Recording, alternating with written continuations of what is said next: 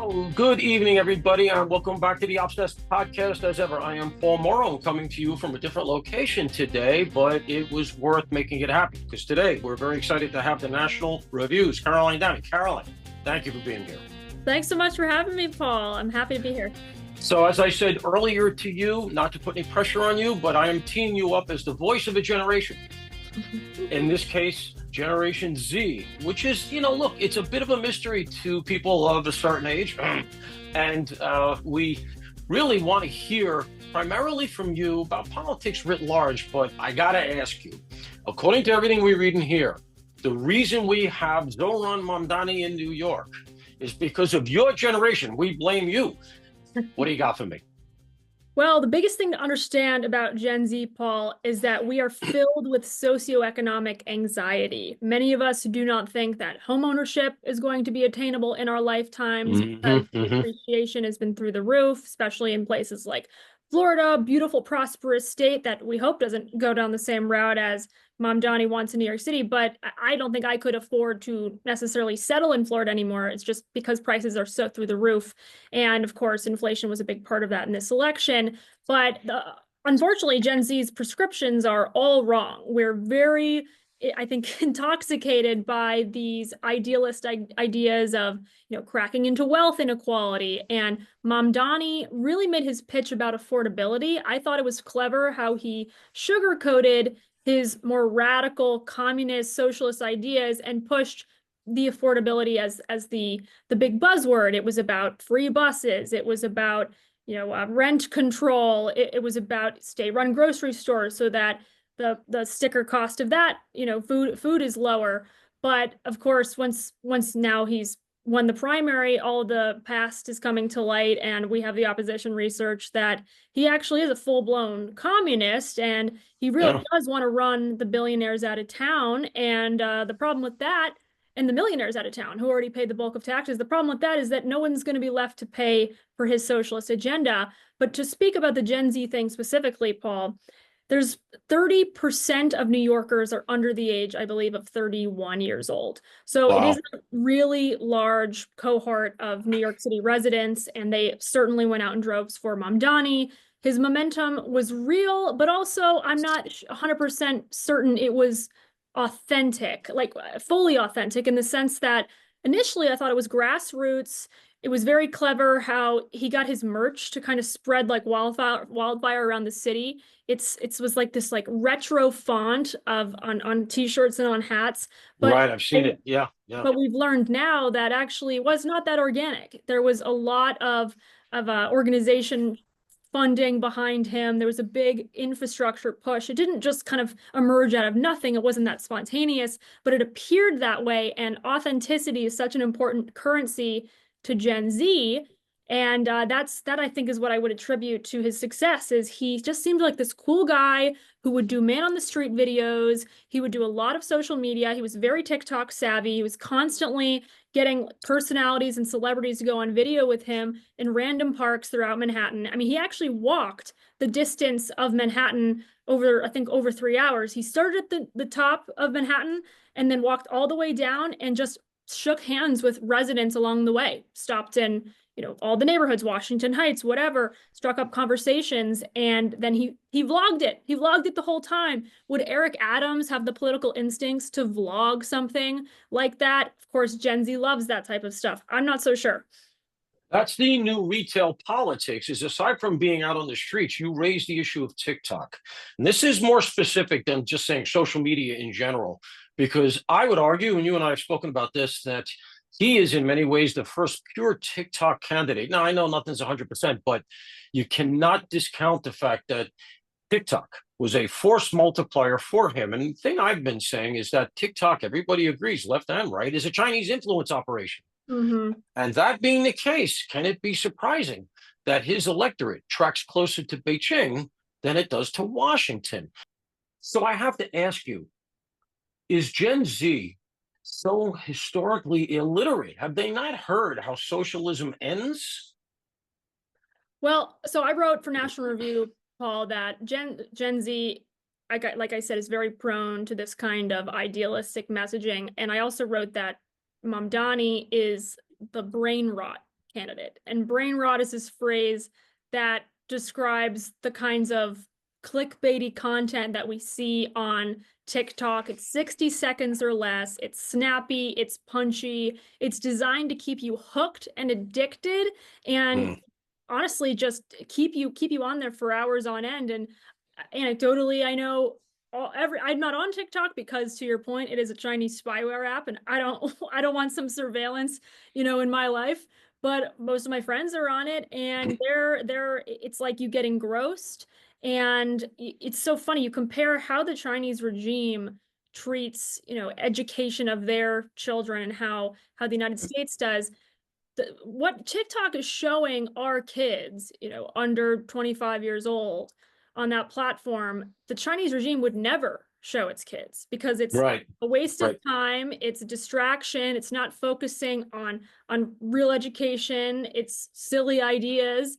And I think they found Mom Donnie's like TikTok videos very fun, very persuasive, but they didn't read between the lines that deep on socialism. Because and also there's this whole distinction about democratic socialism and communism. It's so silly because democratic socialism is just communism on training wheels. And Yeah.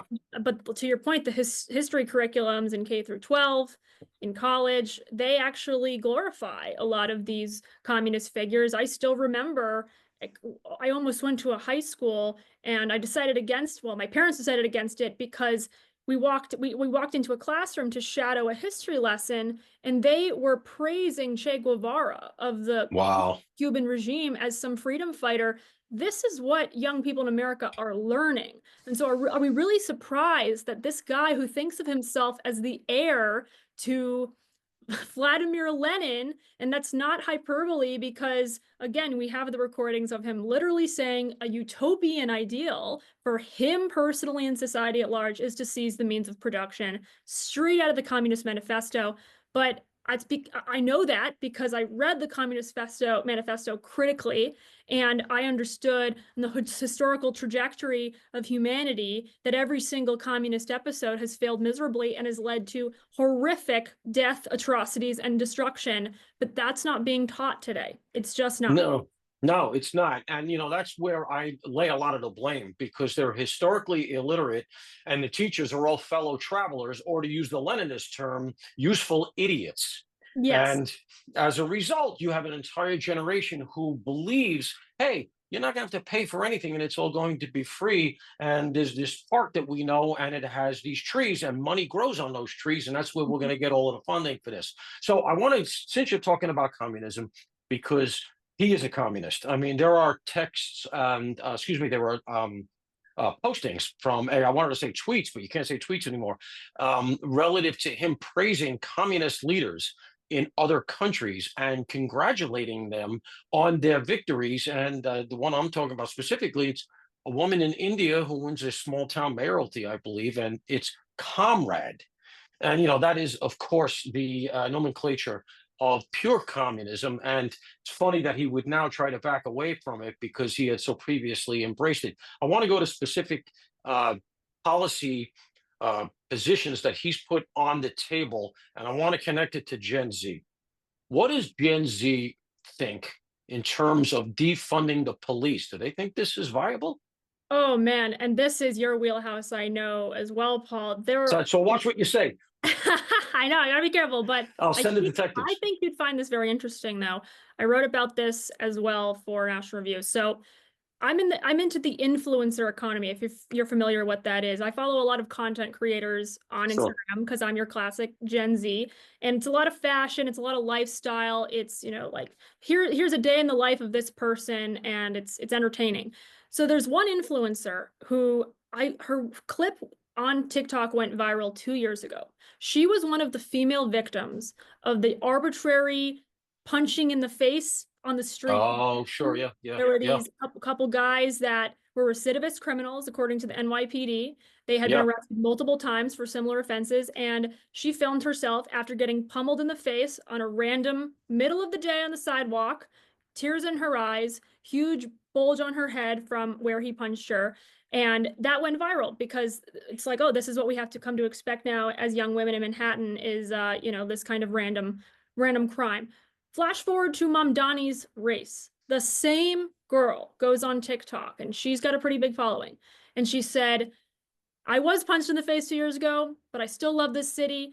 And I'm supporting Mom Donnie 100% because he's creating a community policing agency within No. City Hall or something. And I'm just thinking to myself, does she not see the connection between her experience and that attack and what Mom Donnie has advocated for? Is she not aware that he wants to defund the police and has said so explicitly that actually that's what queer liberation means, is you have Right. to defund the police? I don't know what you know about community policing, Paul. Maybe you have a different opinion on it, but to me, it just sounds like a euphemism for disarming law enforcement or just Hmm. prioritizing real law enforcement and cracking down on crime. So that is the state of Gen Z in New York City, is Yeah. that contrast. That's really unfortunate and disheartening to hear because I can tell you that community policing is precisely what you just said. It is a buzz term and a euphemism for whatever the speaker wants it to be. And you always have to ask, well, what do you mean specifically by that? And you'll get a panoply of different answers depending on the speaker because they just use it as a way to get out of the tough question of what are you going to do about crime? Yes.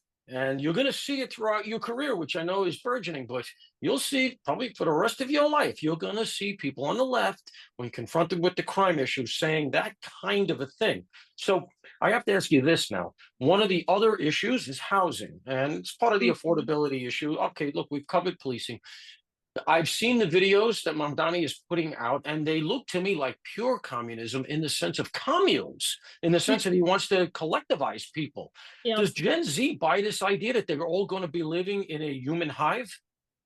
Well, I'll tell you, the only place I've seen the human hive succeed, and that's because it's in a very limited sense, and it's a very cultural custom for this group, is in the kibbutzim in Israel. That's the Right, only way that the collectivization model works. The subsistence farming, everybody right. their resources, everybody goes to the same school, whatever it is, or like maybe the Amish community. But this And is that goes back crazy. to like 1947. That's how Yes, it all was set up initially. It's marbled right. into the culture, but it's also ephemeral. They do that, then they leave. It's almost considered to be Yes. like a public service. That's a good point. Yes, exactly. But I'll tell you right now, I don't think Gen Z is going to like this idea all that much because as much as I said we're struggling with the cost of living, I think a lot of us aspire to have the nice high rise in Manhattan, and Sure. we want the cute little Carrie Bradshaw apartment in the West Village. I don't know how a commune is going to make that appealing because again, like once you collectivize something, the quality tends to plummet. And on that note as well, his rent control proposal, I mean, this is how sad it is. A lot of these Gen Z transplants are they're transplants, so they're not from here. They don't really know the history of rent stabilizing policies and rent control and how they always fail and how they always not only punish the landlords. I mean, and they would think, oh, we should be punishing the landlords, but they never understand the implications of what happens next. Punish the landlords with rent control, and then the buildings fall into disrepair. And That's now right. your landlord has no incentive to like send a repairman to like fix your window or whatever it is. It's do the ideas of economics are totally lost on my generation. And I unfortunately think they may have to live through it to really see how bad this can get. But I have seen some data suggesting that the Gen Z transplants living in Manhattan are subsidized by their parents. A lot of young people in A New lot York of them are. are Sure. subsidized by their parents. They're trust fund babies. You see them in the West Village, you see them in Soho, and you just know that they're probably not fully paying for their lifestyle. And so they can afford to support these kinds of ideas. And the electoral results back that up, right? Because poor low income New Yorkers supported Cuomo. The Yeah. middle upper class residents supported Mamdani. What does that They tell have they have all of these luxury beliefs, and I can tell you, Caroline, I never arrested an anarchist that didn't have a better phone than I had. It was actually the way I first became aware of some of the Wow. portable technology. These guys had these Blackberries. Not that I was chasing around anarchists, but you would get them at protests and stuff. They would act up, and I remember saying, "What Right. is that thing?" And oh, well, it's a phone. So who knew? So let's go a little Mhm. further with all of this because I want to nationalize this now. We've been talking about New York, but we know this is going on in blue cities everywhere. And I want to talk about David Hogg, who seems to be a fanboy of Mamdani, and he is a member of your generation. And a lot of people look to him as the future of the Democratic Party, even though they bounced him from the DNC. But very clearly, the momentum is down there. Is this the Democratic Party that we can come to expect for the whatever remainder of our lives nationally? I think they're torn. I think they're caught between two options. One is they lean into the Mamdani trend, they lean into David Hogg, and they risk, in my opinion, political suicide because none of their ideas are actually popular at a national level. Once you factor in all the other states, the blue collar workers, I mean, even within New York City, I'd like to hear from Staten Island. I'd like to hear from the blue collar, the people who run the pizza shops, the NYPD. I'd like to hear from the firefighters. Like, I'm not so sure that the bedrock of this city is on board with Mamdani. And I think if you scale that up nationally, it's the same thing. I mean, Kamala Harris was rejected by the electorate at large, and David Hogg is much more extreme, in fact, and Mm, that's right. he laughs about it. I mean, he's very open about the fact that he's much more extreme. And I think that there's a word of caution for them there because Gen Z is actually moving right. Well, there's another conversation there about young men versus young women. Right, Young men, especially, are moving toward conservative ideas, and that really accelerated with the arrival of Trump on the political scene. And right. it's happening since 2016.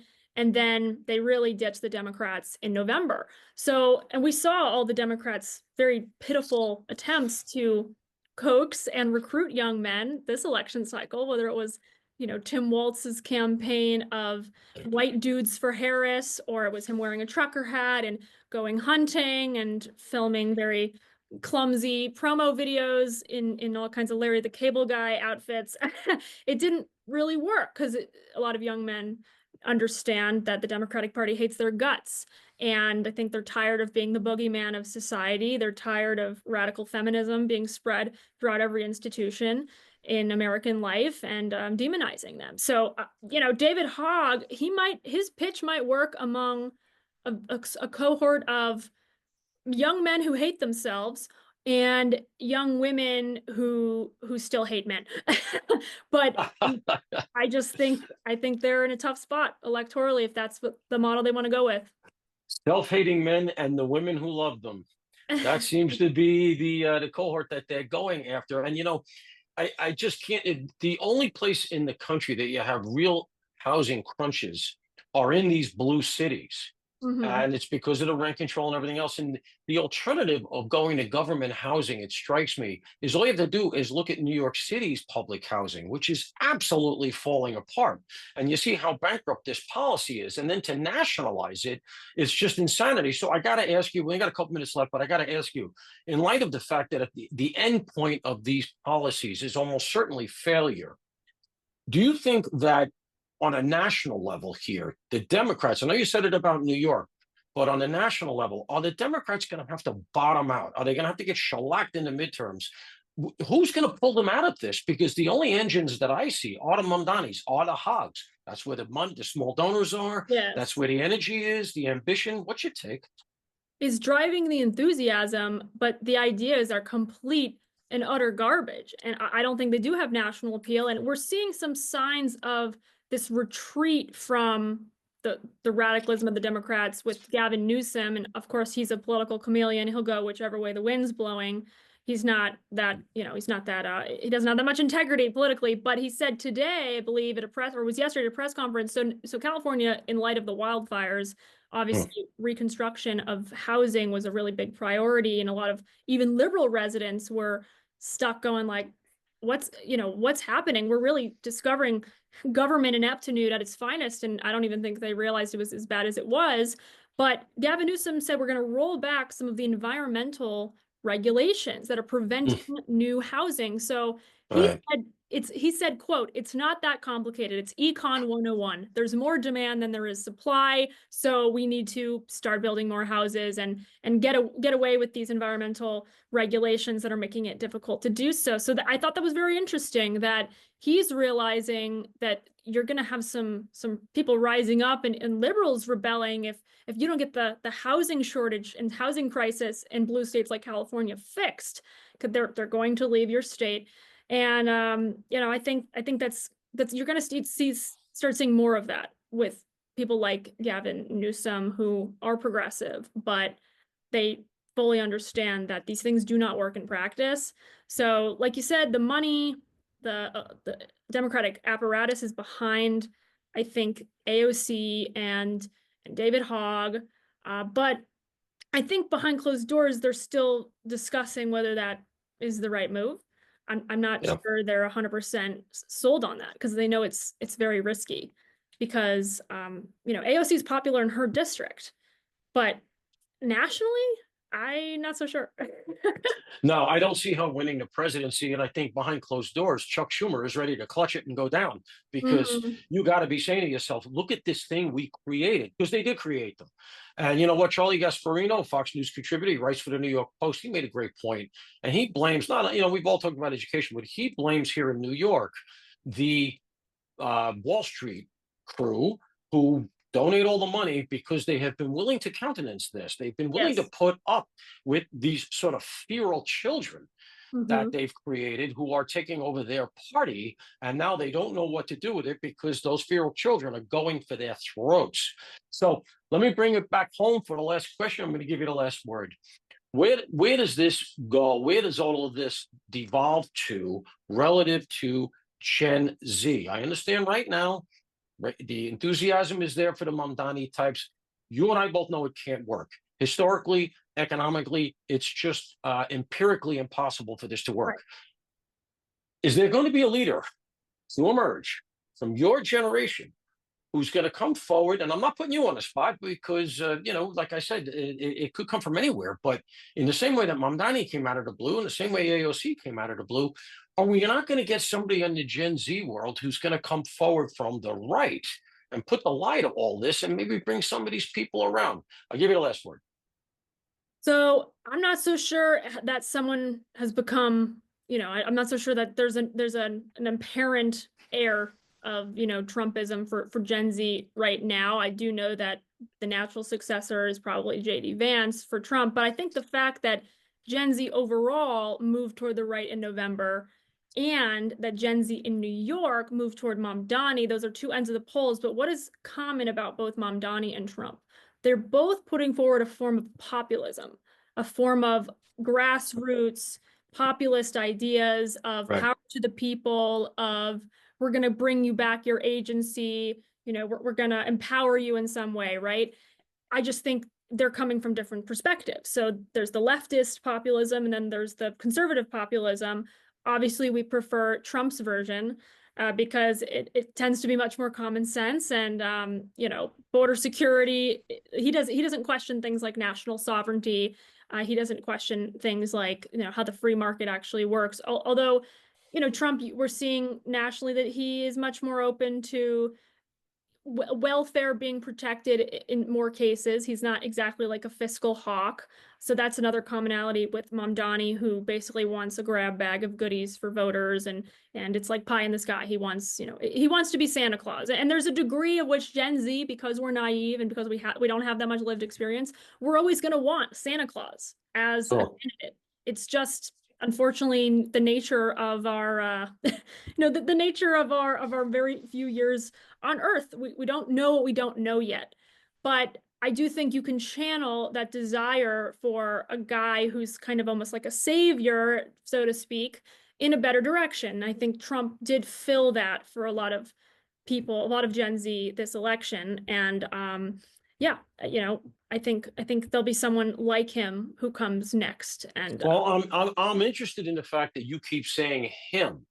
Can we get a woman? Can the right that's get true. the Gen Z females back on their side? And can it be a woman who comes out of Gen Z who turns it all around? That's a very tough nut to crack because 7% more Gen Z women voted for Trump in 2024 and 2020. So there's some positive movement there, but overall, they are overwhelmingly in the tank for the Democrats. Young women are the most progressive group Right. in history. In Right. history. It's no secret, right? And we almost don't want to talk about it on the Republican side because nobody's figured out how to bring them back, or not even, I mean, when I say bring them back, I mean it because the gender gap is a phenomenon that only has emerged in modern times. It's since the 1980s or so that women and men diverge politically. And Right. you can just draw a straight line from that to how marriage as an institution has also declined. As marriage has declined, young women have gone left, young men have gone right. Make of that what you will.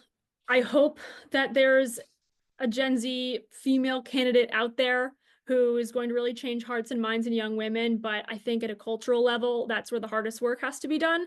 And it starts in academia, and honestly, even earlier in K through 12, it starts there because that's where the roots of radical feminism are planted, and in the things that we consume in our magazines and social media and our pop culture. It's very it's it's pervasive. It's pervasive. But academia, gender studies as a discipline has exploded as a degree. Right. I mean, it's Right. very popular now. I mean, it's hard to believe, like, that's beating out in some ways history, economics. Gender studies is a massive discipline now. And what does gender Yeah. studies teach? It teaches that men are the root of evil in society, and it teaches identity politics and intersectionality, all that stuff. So, a lot of work to be done, but I'm not giving up on my generation yet. None of us are. And you know what? As you said, they may have to bottom out before they come back around. But as I said, they will bottom out. Listen, Caroline, we appreciate you. This was great, great insights. We wish you Godspeed with all of your work. And I hope you come back and talk to us again sometime. Thanks so much, Paul. Really appreciate it.